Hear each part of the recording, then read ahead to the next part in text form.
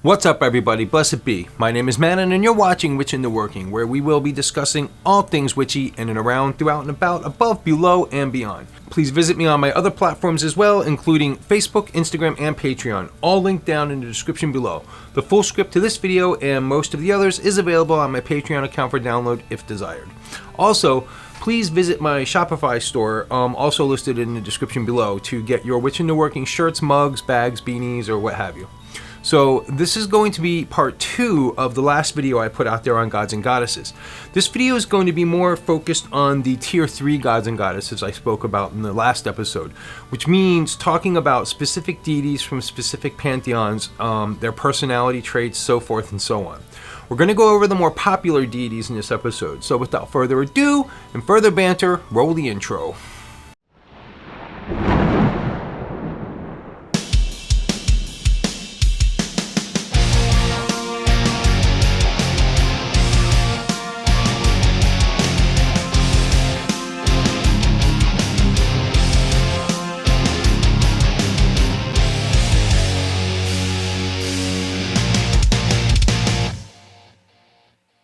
Welcome back, everybody. So as I mentioned in the intro, I thought I'd go over some of the more popular gods and goddesses with all of you, because this seems to be a major foundation for a lot of us. Certainly not all of us, but definitely for a large portion of the pagan-based communities. In part 1 of this video, I went over a very generalized concept of deity, talking about which came first, God or man, as well as a 3-tier system that I thought was something that was very personalized to me. However, I began to realize that this concept of 3 tiers is actually quite popular for many philosophers of religion. In this episode, we will talk about some of these deities and their functions and personalities. So again, I also know that many pagans today fall under this 3rd tier, which involves the worship and attention span given to these specific deities and their human-like traits, functions, and personalities. As I've received multiple interactions from people who still are in confusion and are very unconfident of their particular deity that they are wanting to work with. Let's go over some of these deities now. I myself do not put a lot of stock in these gods and goddesses, and by this I mean their stories, functions, personalities, looks, etc. And I mentioned this in part 1 of this video, so this video is mainly comprised of grabbing some research, a lot of it verbatim, from other sources on the internet. There's multiple ways to attack this, but I decided to go with associating specific gods and goddesses to your particular interests. Many of these gods and goddesses are very specific in nature. For instance, god and or goddess of fertility, the seas, the underworld, the earth, music, the arts, the sun, the moon, love, chaos, etc., etc. You have but to attune yourself with your favorite. As far as choosing your pantheon goes, if you have a favorite pantheon, for instance, Egyptian, Celtic, Sumerian, Greco-Roman, Nordic, Welsh, or whatever, then go with the deities with that pantheon. Again, I don't suggest you mix and match different pantheons, because some of these gods and goddess energies do not play well with each other. These energies are very much alive and powerful, and this is not a game to be toyed and played with. Please do your research outside of this video and make sure you're coordinating a god and goddess that will work well with each other. Not to scare you, just do a little research. Again, or just keep the deities in the same pantheon, and this will remove the majority of the, concern. And please keep in mind that these deities that I'm going over per culture are not set in stone as the earliest to most recent. They're simply some of the gods and goddesses per culture that are known for their position and traits that they rule over. Many cultures had many names for the gods and goddesses that transmuted or evolved over centuries. For instance, in Egyptian culture, for the king of the gods, Osiris is displaced by Seth, who is in turn replaced by Horus.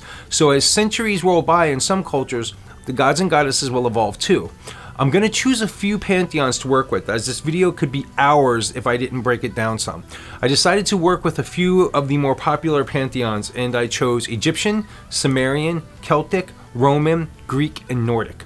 So let's get into it. By the way, I'm going to make these pronunciations as well as I can, and I will be making some mistakes, so for the trolls out there, you're welcome for giving you the target practice.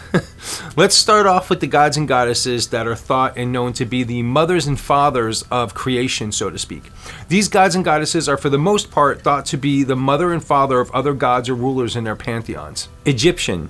We have the god Ra, whom is the sun god, creation of earth, heaven, and the underworld. His consort Hathor, who is goddess of the sky, women, and fertility and love. At a most extreme basic of beginning, you can also use Geb, god of the earth, and Nut, goddess of the sky. Some people say it as Nuit. Sumerian. We have the god Enlil, god of wind, air, earth, and storms. He is the first attested as the chief deity of the Sumerian pantheon. Enlil's consort would be Ninlil, and she's known to take on the same traits as Enlil as queen of the wind, air, earth, and storms, for instance. Some say she's also a moon goddess and goddess of destiny. Celtic. The god Dagda would be considered the Celtic king of the gods. He's associated with fertility, agriculture, manliness, and strength, as well as magic, druidry, and wisdom. His counterpart goddess would be Danu, the earth mother goddess of fertility, wisdom, and earth and the winds. Roman. The king of the gods would be Jupiter, whom was king of heaven and earth and all of the Olympian gods. His counterpart for Roman goddess would be Juno, goddess and protector of the community, and who shows both a sovereign and fertility character, often associated with a military one. Another Roman pair that you may want to look into would be Kronos and Rhea. Greek. The Greek king of the gods would be Zeus, god of the sky, ruler and protector and father of all of the gods and humans. Greek ruling goddess would be Hera, goddess of women, marriage, family, and childbirth, and queen of the gods. Nordic. Odin is the Allfather, king of the gods in Norse cultures and traditions. He's also the god of wisdom, poetry, death, divination, and magic. The counterpart in Norse traditions would be the goddess Frigg. Frigg is the queen of Asgard and the highest of the goddesses. Her home is called Fensalir, and she's married to Odin. She is the goddess of motherhood and is herself mother of Balder, Odin, and Hermod. Are you partial to the seas and really love the water-based aspects in your life? Then these gods and goddesses may suit your fancy as they revolve around the oceans and the seas of the world. Egyptian. I didn't really see a god slash goddess of the sea, but Anuket is goddess of the Nile and nourisher of the fields. Hapi is god of the annual flooding of the Nile. Num is the god of the Nile. Nephthys is goddess of rivers. Nu is god of the primordial waters. Sabak is god of the Nile River. Satet is goddess of the Nile River floods. And Tefnut is goddess of water, moisture, and fertility. Sumerian slash Mesopotamian. Abzu is god of fresh water. Imbelulu is god of the rivers and canals. Namu is goddess of the primeval seas. Tiamat is goddess of salt water and chaos. Other gods and goddesses of water and or the sea are god Enki and god Marduk and goddess Nanshe. Celtic. Belisama is goddess of lakes and rivers. Mannun Maclear is god of the seas. Nodens is another god associated with the sea. Damona is goddess associated with healing and rivers. Roman. The Roman god Neptune is the main god of the sea. Fontis is the god of wells and springs. Juturna is goddess of fountains, wells, and springs. Solasia is the Roman goddess of salt water and Neptune's counterpart. Greek. The main Greek god for the sea is Poseidon. Poseidon's counterpart and wife would be Amphitrite, goddess of the sea. Some of the gods and goddesses of water in Greek mythology are Achilles, a river god, Aegeon, the god of violent sea storms, Keto, goddess of the dangers of the oceans and sea monsters, Doris, goddess of the sea's bounty, Glaucus is the fisherman's sea god, Leucothea is a sea goddess who aided sailors in distress, and Thalassa is a primordial goddess of the sea. Nordic. Aegir was the major Norse god of the sea. Njord was the god of the sea and seafaring for the Nordic cultures as well.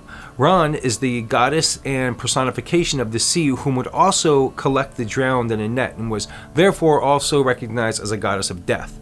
Freyr is the god of rain. Nehalenia was a goddess of the North Sea. Are you into the arts, music, poetry, painting, sculpting, crafting, and the sorts? Let's look into some gods and goddesses that should get your creative juices flowing. Egyptian. Ptah is the creator of and maker of things, patron craftsman, especially sculptors. Thoth was also a god of wisdom, writing, numbers, and the arts, astronomy, and magic. Hathor is Egyptian goddess of art, motherhood, music, and joy. For you musicians out there that are interested in the Egyptian pantheon, Ihi is the Egyptian god of music. Sumerian. In Sumerian culture, Nabu was the god of art, wisdom, and scribes. Nanata and Kulita were regarded as divine goddess musicians. Celtic. Brigid is a mainstream goddess of the poetic arts, crafts, prophecy, and divination. Other than Bridget, as far as I can tell anyways, there really isn't much more in the way of Celtic gods and goddesses that are associated with art and music. Roman. In the Roman mythology, Minerva as the goddess of handicrafts, the professions, and arts in later war. The god Apollo is the god of music as well as prophecy and the sun, poetry, healing, and truth. Greek. Once again, Apollo makes the list. As it turns out, Apollo is both a Greek and Roman god. Again, he is the god of music as well as prophecy and the sun, poetry, healing, and truth. Athena is the goddess of arts and crafts in Greek mythology and is the patroness of all art forms as well as the daughter of Zeus. Also in Greek mythology, we have the Muses, which are inspirational goddesses of literature, science, and the arts. Nordic. In Norse mythology, Bragi is very wise and he is known for his wisdom and is very creative with words, and he also has the most knowledge of poems and songs. I couldn't find a Nordic goddess of the arts or music. There is one, please list her in the comments below. Are you looking for a god and goddess of fertility? Understand that fertility in this sense also means abundance and growth. So if you're looking for prospect, abundance, and growth in your workings, let's check out a few deities in some of our pantheons. Egyptian. Here we come full circle to Isis, which is the goddess of fertility, motherhood, magic, death, healing, and rebirth. Men is an Egyptian god of fertility and harvest, embodiment of the masculine principle. Men was personified with phallus erect in his left hand and a flail raised in his right hand. He was obviously left-handed. Other gods and goddesses with fertility in their aspect are Amun, creator god, goddess Bastet, goddess Hathor, goddess Heket, and god Harishaf, goddess Renenutet, and goddess Tereret. Sumerian. Inanna is the ancient Sumerian goddess of love, sensuality, fertility, procreation, and also war. Two gods of wealth and abundance that are Sumerian would be Bogu and also a Babylonian god of fortune related to the god Marduk named Ziku. Also goddess Ama-Arthus, goddess Asherah, goddess Gadamdag, and goddess Sharu-Itu. Celtic. Rosmerta is a goddess loved by both Celtic and Roman Gauls. She was also known as the Great Provider. She's a goddess of fertility, wealth, and abundance. Danu is also a great Celtic goddess of fertility. Tutatis was an important Celtic deity and sacrifices were made to him in order to bring bounty in the fields. Also there's the god Kerninos, goddess Damara, goddess Damona, goddess of Anuava. Roman. Ceres is the goddess of agricultural, grain, crops, fertility, and motherly relationships. Bacchus is considered a fertility god, along with god Dia, god Phasinus, goddess Feronia, and god Picumnus. Greek. The goddess Aphrodite is of beauty, love, pleasure, sexuality, and procreation. The god Dionysus is a god of wine, grapes, festivity associated with fertility. The god Pan of shepherds, flocks, and mountains, wilds associated with fertility, particularly that of animals. Nordic. The goddess Easter is a spring fertility goddess. Freyr is a god that has associations with fertility, peace, marriage, rain, and sunshine for both land and people. Others are the goddess Freyja, goddess of Nerthus, and for some strains of Norse paganisms, the god Thor, possibly due to him bringing forth rains. Finally, if it so suits you and you're into working with darker gods and goddesses, we have a selection of underworld gods and goddesses. Egyptian. The god Osiris was lord of the underworld of Egypt. He also symbolized death, resurrection, and the cycle of Nile floods that Egypt relied on for agricultural fertility. Nephthys is the protector of souls. She's depicted usually with a basket, and sometimes she is represented by a hawk. Sumerian. Nergal is the southern Mesopotamian god of death, pestilence, and plague, and the lord of the underworld. Ereshkigal was the goddess of Kur, the land of the dead, or underworld in Sumerian mythology. Celtic. Arawan is the Celtic god of the underworld and of the dead. The goddess Morgan was the fearsome Celtic deity and Irish goddess of death and battle. Roman. The Roman god of the underworld and death is Pluto. Pluto was also identified as Orcus. The Roman goddess of the underworld is Proserpina, and the goddess of death is Morta. Greek. The Greek god of the underworld is Hades. Hades was the son of the Titans, Cronus and Rhea. Persephone is the Greek goddess of the underworld. So these are some ideas and examples of gods and goddesses that fit into certain pantheons as explained earlier. If you decide to work with some of these gods and goddesses, again, make sure they're going to work well together and try your best to stay inside the lines or pantheons, so to speak. These gods and goddesses can be used as per a spell or ritual as well. For instance, if you're doing a Sabbath or Beltane, you probably want to utilize the god Bel and the goddess of Cradalad. If you're doing a spell for abundance, maybe utilize utilize the god Plutus and the goddess Abundantia. Pick and choose, but keep it all in the family, so to speak. As for your matron and patron god and goddess, that is your choice and a very personal to you. We all have different reasons for choosing our main lord and lady, the reasoning as diverse as we are as people. I suggest you choose a pantheon you admire or feel comfortable with and start there. Once you have this, study up and learn about the gods and goddesses of that pantheon. Choose a god and goddess that you feel you connect best with, and that god and goddess that you feel will bring you comfort and fulfillment in your rituals and journeys moving forward. Again, this is very personal. Good luck and don't be in a rush. You have plenty of time. Also, don't be afraid to try different gods and goddesses and don't feel like it's you have a one chance situation and that's it. People are fickle and change their god and goddess all the time. As I'm actually doing this research, I'm reminded as to why I have personally chosen to work with the second tier of just masculine and feminine.